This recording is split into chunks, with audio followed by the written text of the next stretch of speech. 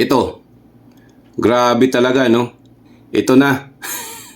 Kay Marcolita, mayroon 'di ba sa hearing na Marcolita yan na tapos nagtatanong si Jinggoy kung wala bang senador eh. Sabi wala. Sabi ni Marcolita, oh, safe ka na. Mr. Diskaya, sa dami-dami mong binanggit na pangalan na kongresista, isa lang tanong ko, Senador, meron ba?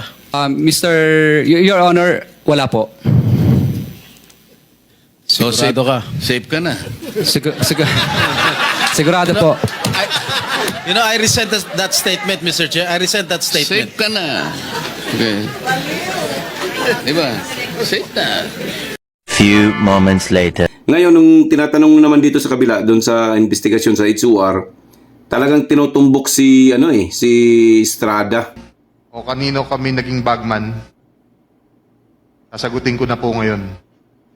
Sabi ni Senator Marcoleta kahapon, ligtas ka na. Hindi po ito totoo.